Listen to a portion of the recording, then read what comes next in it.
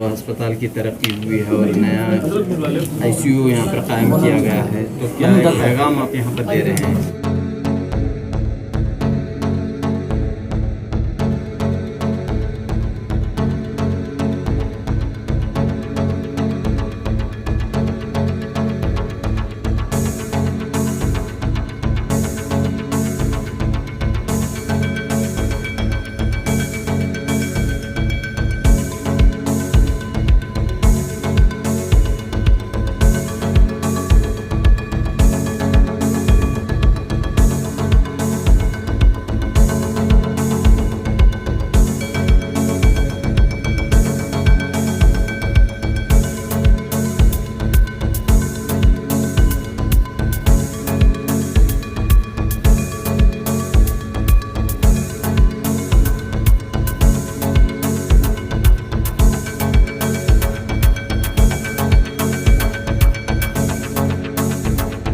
अल्हम्दुलिल्लाह हमने मुआयना किया मेडिस्कोप अस्पताल की नशरत सानिया में।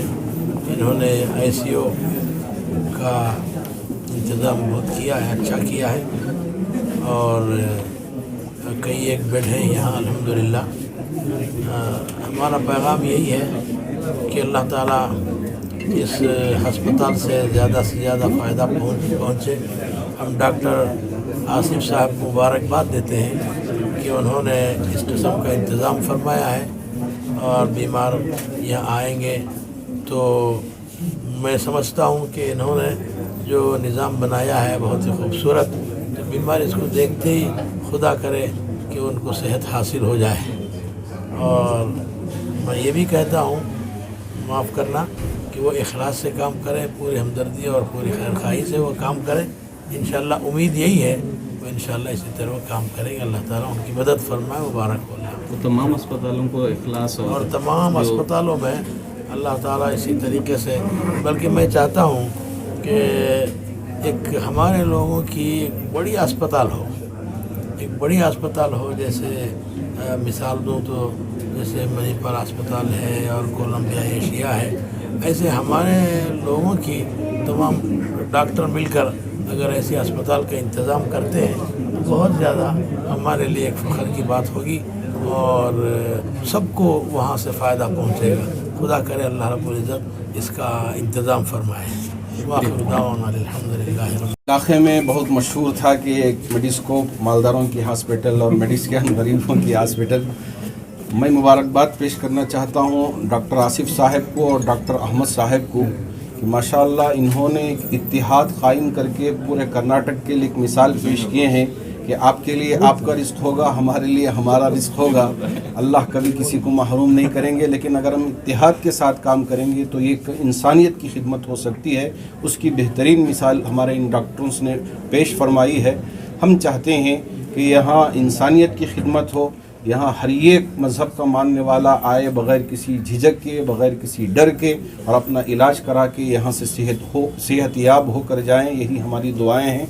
और साथ ही साथ क्योंकि इस कोरोना की वजह से बहुत सारे घर बेघर हो गए हैं और ऐसी सूरत में बहुत सारे मरीज़ भी परेशान हाल फिरते रहते हैं, तो वहीं अगर वो अपने तरफ से इलाज करा सकते हैं तो ठीक है, लेकिन हमारे बैरात सुरेश साहब ने जैसा कहा कि हम उनके लिए भी आगे बढ़कर जितना हो सके हमारे हाथ से ताउन हो सकता है हम ताउन करेंगे। यही इंसानियत की खिदमत है। बस हम इत्तिहाद के साथ मिलजुल कर हर एक की खिदमत करें। अल्लाह इसकी तौफीक अता फरमाए। ಆಸ್ಪತ್ರೆ ಏನಿದೆ ಕೊರೋನಾ 1 ಮತ್ತು ಕೊರೋನಾ 2 ಈ ಸಮಯದಲ್ಲಿ ಬಡವರಿಗೆ ಭಾಳಷ್ಟು ಸಹಾಯವನ್ನು ಮಾಡಿದ್ದಾರೆ. ಯಾವುದೇ ಜಾತಿ ಜನಾಂಗ ನೋಡದೆ, ಹಿಂದೂ ಆಗಲಿ, ಮುಸ್ಲಿಮ್ ಆಗಲಿ, ಕ್ರಿಶ್ಚಿಯನ್ ಆಗಲಿ, ಯಾರೇ ಬಂದರೂ ಕಮ್ಮಿ ದುಡ್ಡು ತಗೊಂಡು ಒಳ್ಳೆಯ ಔಷಧಿ ಕೊಟ್ಟು ಅವರಿಗೆ ಇವತ್ತು ಹಲವಾರು ಪ್ರಾಣಗಳನ್ನು ಉಳಿಸಿರುವಂತಹ ಈ ಆಸ್ಪತ್ರೆ ಇವತ್ತು ICU ವಾರ್ಡ್ಗಳನ್ನು ಮಾಡಿದೆ.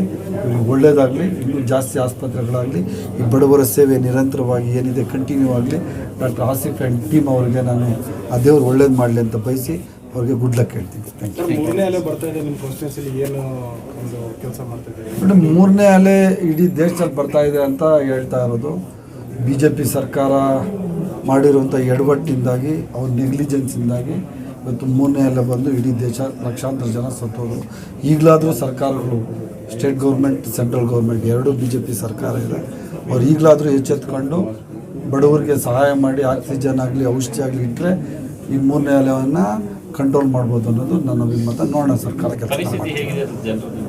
ಪರಿಸ್ಥಿತಿ ಏನು, ಜನಗಳಿಗೆ ಕೊರೋನಾ ಬಂದಿದ್ದಕ್ಕಿಂತ ಹೊಟ್ಟೆ ಹಸಿದ ಪರಿಸ್ಥಿತಿ ಭಾಳ ಆಗಿದೆ. ಯಾರಿಗೂ ದುಡ್ಡು ಕೊಡ್ತಾ ಇಲ್ಲ, ಯಾವುದೇ ಬಡವನಿಗೆ ₹1 ದುಡ್ಡು ಕೊಟ್ಟಿಲ್ಲ. ಕಾಂಗ್ರೆಸ್ ಪಕ್ಷ ಭಾಳಷ್ಟು ಗಲಾಟೆ ಮಾಡಿತು BPL ಕಾರ್ಡ್ ಹೋಲ್ಡರ್ಸ್ಗೆ ಒಂದು ₹10,000 ಕೊಡಿ ಅಂತ. ಆದರೆ ಈವರೆಗೂ ಸರ್ಕಾರ ₹1 ಸಹ ಕೊಟ್ಟಿಲ್ಲ.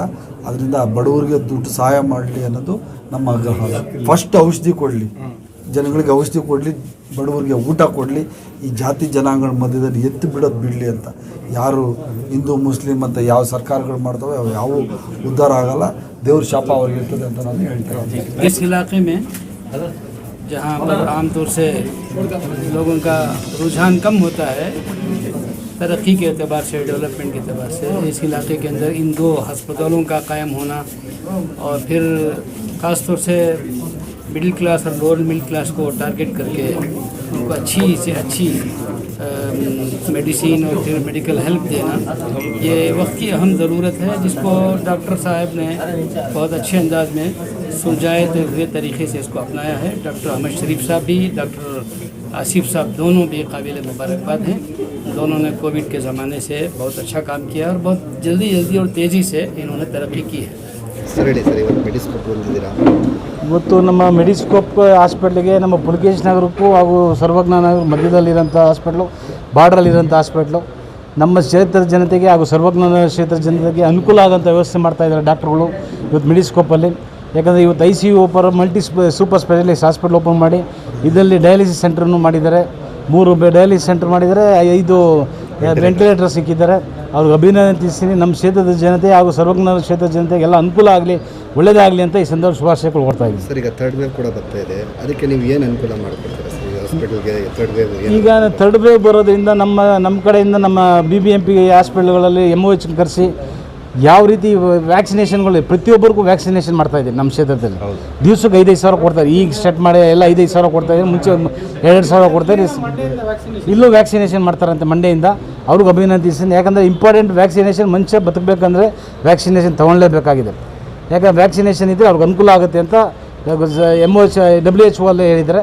ಅದರಿಂದ ಎಲ್ಲರೂ ನಾವು ಹೇಳೋದು ಇಷ್ಟೇ, ಎಲ್ಲ ಪ್ರತಿಯೊಬ್ಬರು ಅಕ್ಕಪಕ್ಕದ ಮನೆಯವ್ರಿಗೆಲ್ಲರೂ ಇಲ್ಲಿ ವ್ಯಾಕ್ಸಿನೇಷನ್ ಮಾಡಿಸಿ ಅಂತ ಈ ಸಂದರ್ಭ ಹೇಳ್ತಾ ಇದ್ದೀನಿ. सबसे पहले तो मैं डॉक्टर आसिफ, डॉक्टर मसूद शरीफ और उनकी तमाम टीम ऑफ मेडिस्कोप हॉस्पिटल को मुबारकबाद देना चाहता हूं कि उन्होंने वक्त ज़रूरत ये अपना जो 3rd फ्लोर है हॉस्पिटल का जो डेडिकेट किया है वो पीडियाट्रिक केयर और नेफ्रो यूनिट्स यहाँ पे डायलिसिस के जो बनाए हुए हैं. तो ये काबिल तारीफ़ है कि इतने कम वक्त में they are better prepare to face the 3rd wave if at all this a 3rd wave. तो ये वक्त ज़रूरत है कि ख़ास करके जो गरीब ऐसे इलाके हैं जहाँ पे एक तरफ 3 हॉस्पिटल्स, 2 हॉस्पिटल्स अलग अलग कॉर्पोरेट की तरह फंक्शन कर रहे हैं, यहाँ पे ऐसे भी हॉस्पिटल्स हैं जो एक कम्युनिटी सर्विस ओरिएंटेड बल्कि सिर्फ सर्विस ओरिएंटेड काम करते आ रहे हैं. तो ये ऐसे हमारी मेडिस्कोप हॉस्पिटल हो गई, तो मेडिस्को ने हमारे अहमद शरीफ साहब की, हमारे डॉक्टर आसिफ साहब की. तो डॉक्टर आसिफ साहब तो हमें काफ़ी हद तक साथ देकर हैं. 2nd वेव में भी जब भी हमें ऑक्सीजन की ज़रूरत पड़ती थी या किसी पेशेंट को ज़रूरत पड़ती थी तो हम लोग हॉस्पिटल में आके इनको ऑक्सीजन लेकर जाकर हैं. तो ये कई बार ऐसे भी होता था कि कोई हॉस्पिटल में बेड्स अवेलेबल नहीं होते थे, तो इनके इमरजेंसी में ला के एटलीस्ट ऑक्सीजन देकर हम लोग पेशेंट को स्टेबलाइज भी करते थे. तो अल्हम्दुलिल्लाह ऐसे सर्विसेज में डॉक्टर आसिफ का, डॉक्टर मसूद साहब का बहुत सारा हमें कोऑपरेशन मिला है.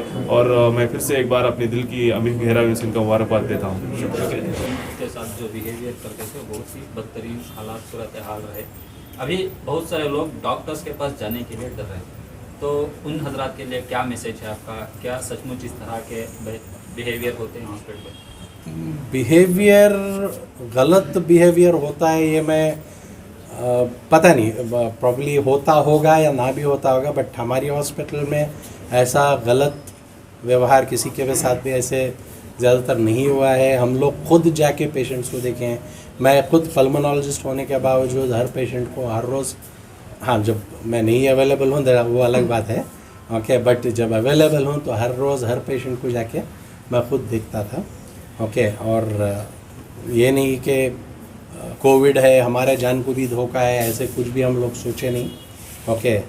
ये अल्लाह के ऊपर भरोसा रख के इवन कोविड में भी फुल फ्लेज्ड काम करते रहे. क्या वजह किडनी के पेशेंट्स इतने ज़्यादा बढ़ रहे हैं? लाइफस्टाइल एक रीज़न है, ओके। और जो कोमॉर्बिड कंडीशंस हैं जैसे कि डायबिटीज़ है, हाइपरटेंशन है, हार्ट का प्रॉब्लम है, जब भी ये कोमॉर्बिड कंडीशंस रहते हैं किडनी के ऊपर जो है प्रेशर ज़्यादा हो जाता है, मतलब उसका काम करना धीरे धीरे कम हो जाता है। होने के वजह से किडनी फेल होती है, अल्टीमेटली डायलिसिस पे जाना पड़ता है। तो यहाँ एक साथ कितने मरीजों को आप फैसिलिटीज दे रहे हैं डायलिसिस? अभी तो हम सिर्फ अराउंड 10 पेशेंट को डायलिसिस फैसिलिटी दे रहे हैं।